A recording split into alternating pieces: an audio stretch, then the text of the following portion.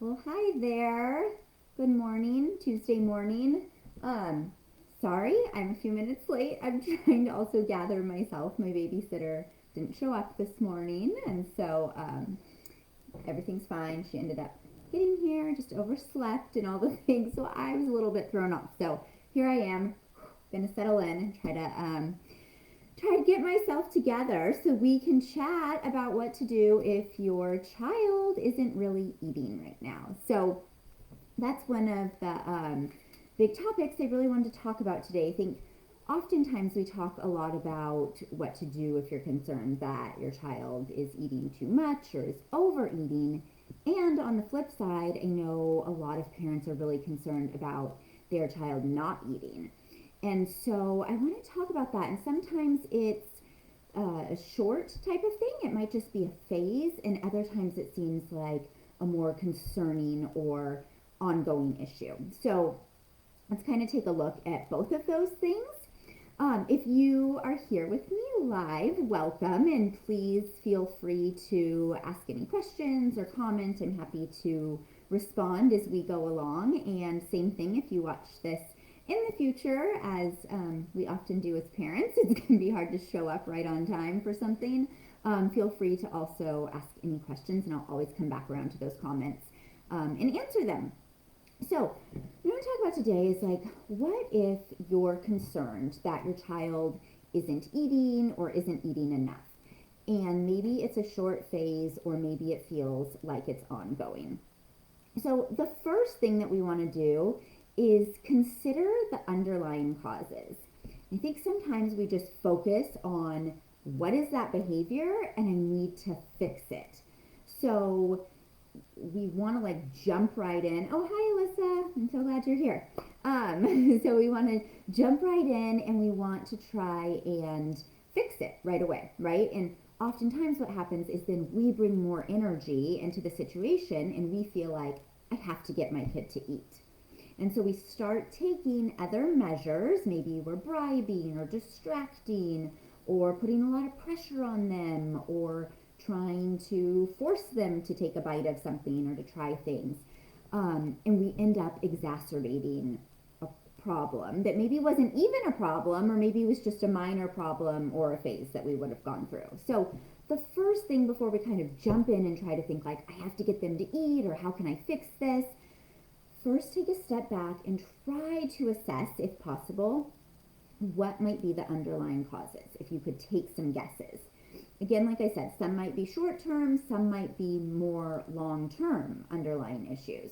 So, like a short term example might be that maybe their growth is changing, right? So, oftentimes we see this with toddlers, like babies are really eager to eat, they're excited about food, they might eat a variety of different things, they're just having fun. And then they switch into toddlerhood, and a couple of different things happen. One is that the rate of growth slows down, and that means that the appetite gets lower too. So they're not as interested in food or wanting to eat, or like literally it seems like they're surviving on air, right? Like, how are they even getting through the days right now? Because it seems like they're not eating at all. So that could be one thing, is that growth slows down at some point. With toddlers, the other thing, talking about them because it's such a common time, is that they're just starting to exert their independence as well. And so they might just want to be testing things out. Like, no, I don't want to eat that anymore, right? So they're starting to exert their independence. They're also interested in other things. So they might just be more distracted, or again, they don't want to sit in their chair because they just want to say no, whatever it is. So it's really common with toddlers to go through this. But this can happen at all different phases. Typically, more school age children, they'll grow somewhat predictably and have a more steady appetite. But that's not the case, and it's not the case at every meal or every day. So you might find that you have a child who it seems like they're right like a bottomless pit for days and then they just don't eat. So part of it is that there could be just short term, whether it's months of a phase or it's a meal or a day. But there could be just some short term waves where appetite is down, growth is changing, that sort of thing.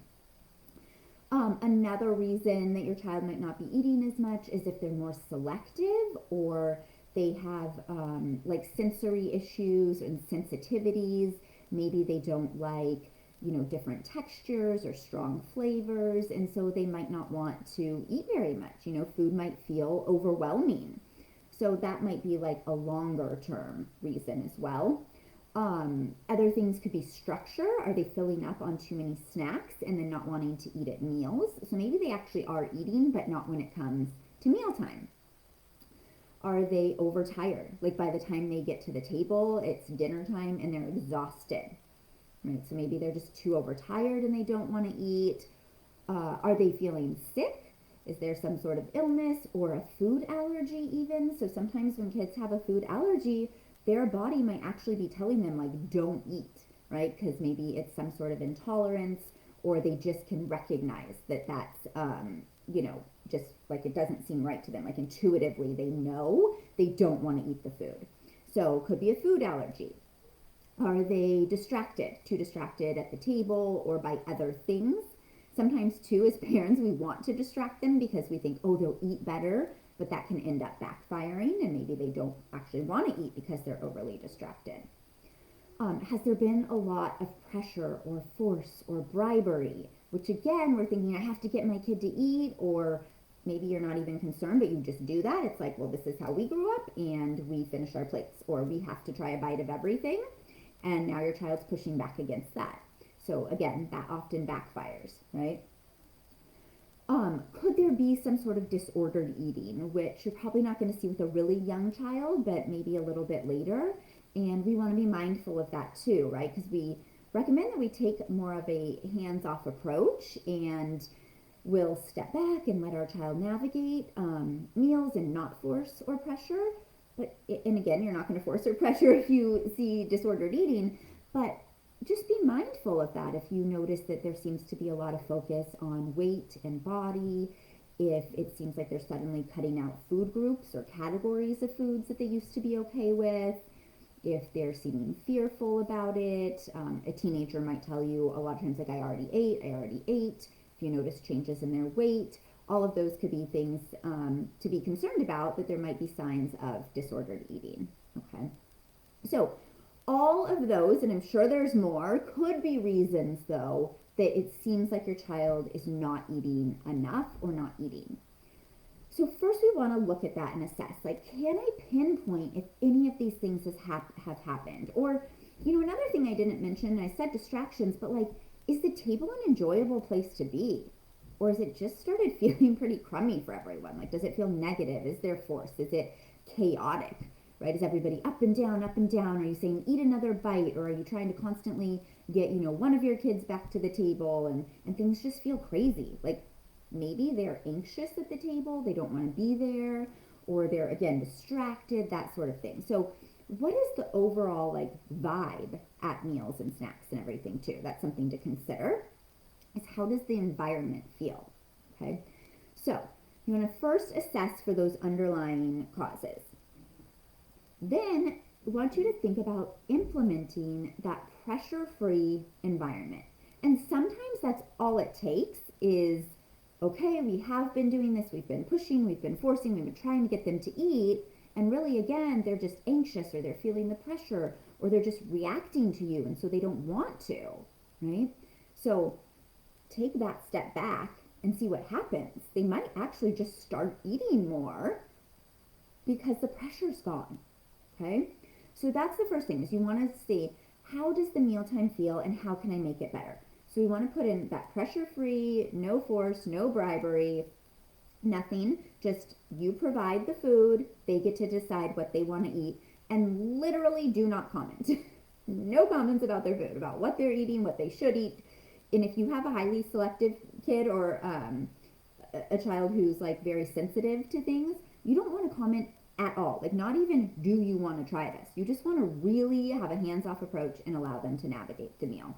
Now, if you have a kid that's not quite as sensitive to that, you might say, would you like to try this, or do you want some? And then, of course, they have the opportunity to say no, and we don't pressure or force. But if you're in this pretty deep, you might just not say a thing at all. Okay, so remove any sort of language or comments or anything that might feel like pressure. Okay, So that's the first thing, is to take a hands-off approach once you provide the food.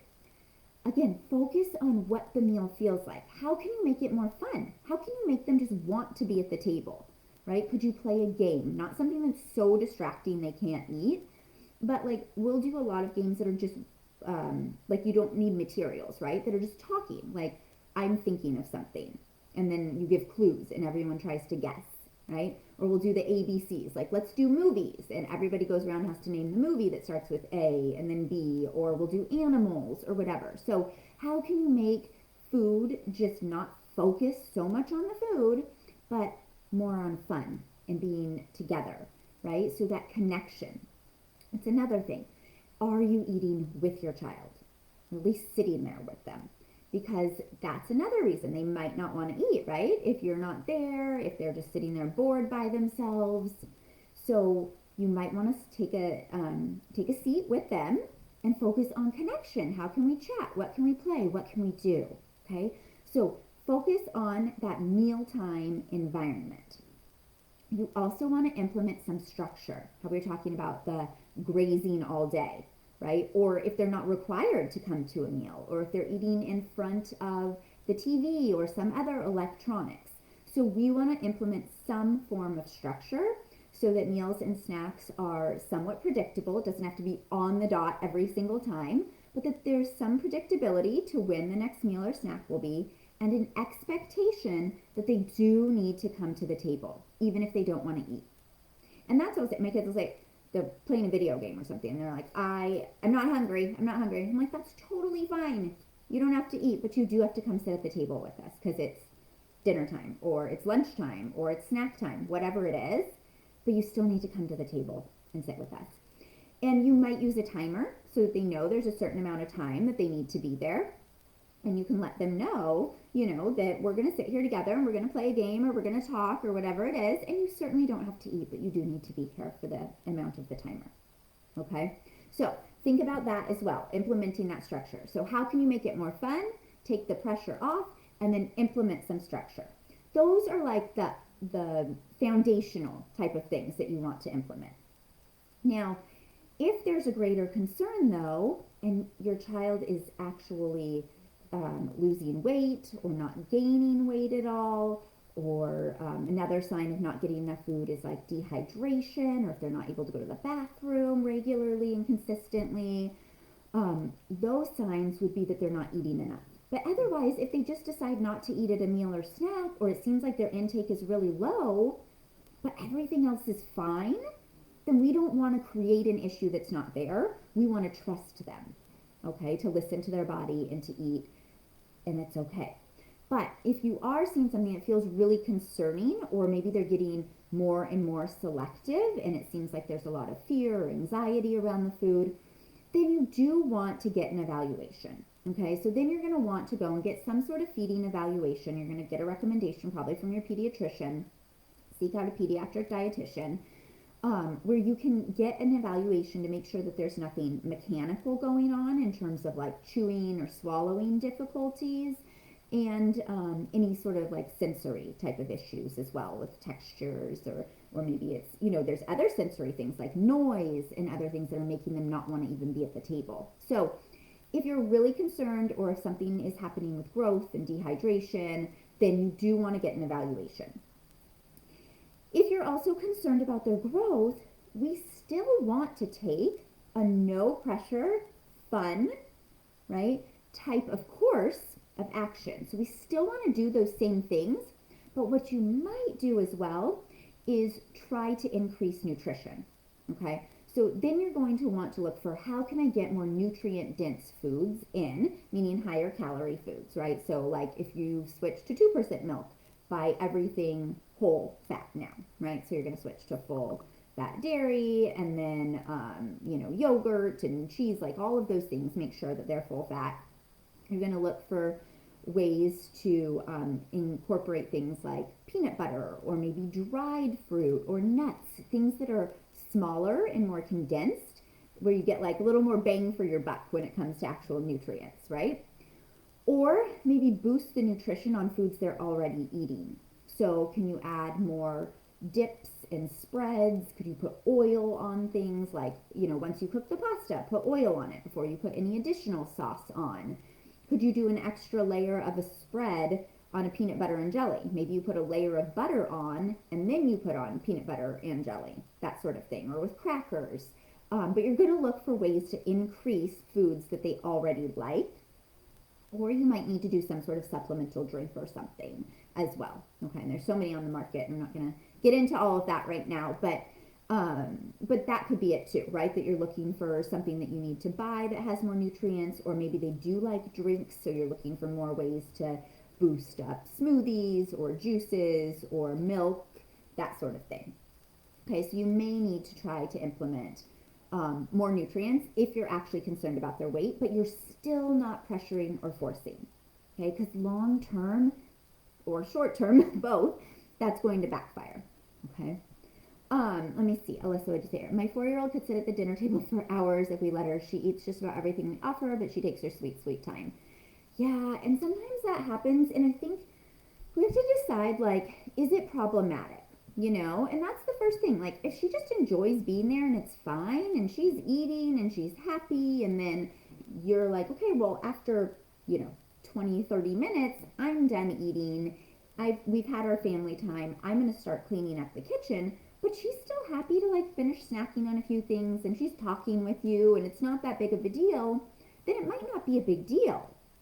And that might just be okay. Everyone's content and it's working, and that's not an issue.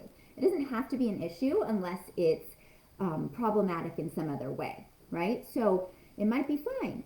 But if she's upset that you're getting up from the table and she can't sit there by herself, and you're like, my night is dragging on and I need to get lunches made and I need to clean up dishes and I have to get ready for bed, and like all these things that need to happen, and it's causing a problem, then you might want to implement a timer or something like that. Okay. So that's something. So Alyssa, you said there's a lot of take another bite reminders. What if you didn't do that? What if you just let her eat, and then at the end of the meal, when time was up, you were done? Like, I'm just wondering what would happen if you just didn't say anything? Because maybe she would just eat a little bit less and still be okay, right? Or maybe she would navigate it on her own. Or maybe, like I said before, she would take time, but it wouldn't be an issue. She doesn't like when we get up from the table, and sometimes we run really close to bedtime. Yeah. I would probably start putting a timer on then. I would start putting a timer and just saying, this is dinner time. Here's our timer. Okay, we're going to sit here until the timer goes off. And then when it's all done, we're going to clean up the food, and it'll be time to do this next activity, whether that's taking a bath or brushing teeth or changing into pajamas or whatever it is.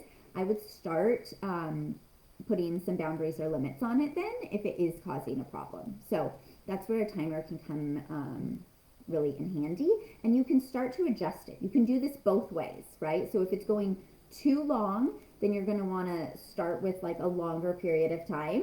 So depending on what it is, let's say it's taking an hour to eat. So maybe you're going to start with 50 minutes, and then you're going to back up to 45, and then right, and you're going to keep moving it a little bit closer till she's getting the hang of it.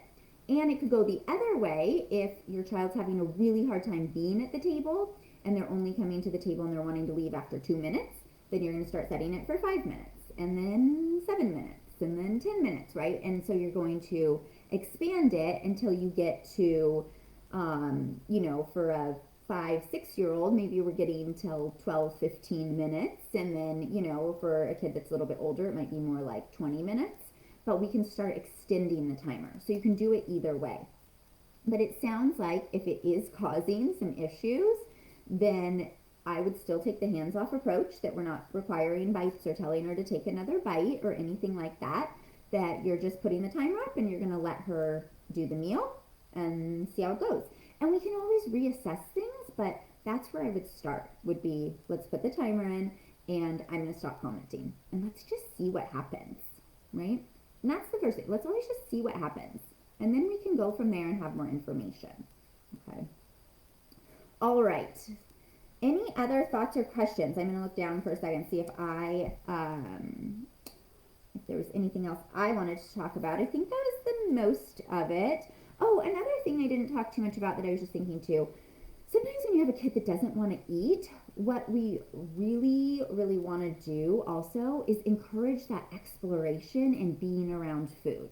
So, again, making it fun, making it a good place to be, and allow them to explore. And that might be a little bit messy, especially for like a toddler or a younger child.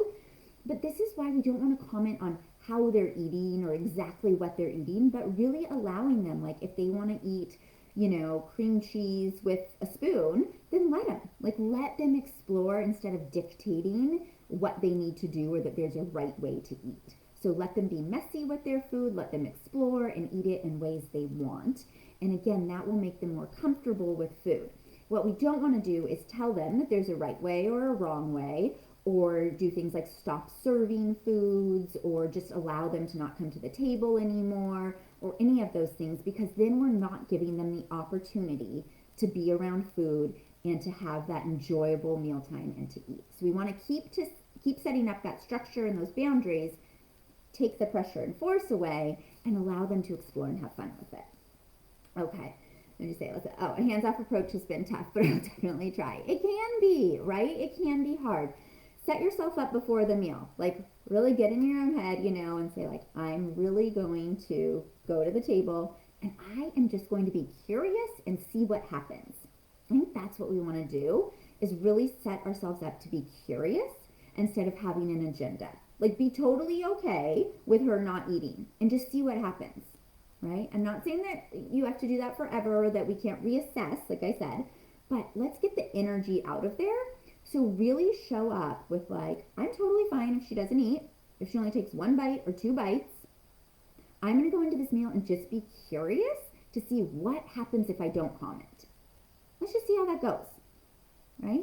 So there's no agenda, there's no extra energy coming into it. You just be curious. I wonder what will happen. Okay, and keep trying it. Try it for a while, right? So you don't want to say, I tried it once and this is what happened. They have to really trust that that's the approach we're taking and that's what's happening. Okay, and that they're not going to be forced to eat something or required to. So it does take time. They need to see that you're really doing that, but keep showing up that way. Okay. All right, well, I hope that helps answer some of your questions and think through some of these things. If you have more questions, please feel free to leave them in the comments and I'll come back around and answer them. So thank you for being here today. Thank you for watching the replay later. I'm so glad that we were able to talk about this, and let me know too if there are other topics you want me to cover. I am always happy to do that. I've seen some info coming up too about us as adults talking a little bit more about dieting and our own relationship with food. And so I'm going to be talking a bit more about that coming up too, because I think, we often focus in this group so much on our kids and bringing them up with a healthy relationship with food, which is exactly what we want to do.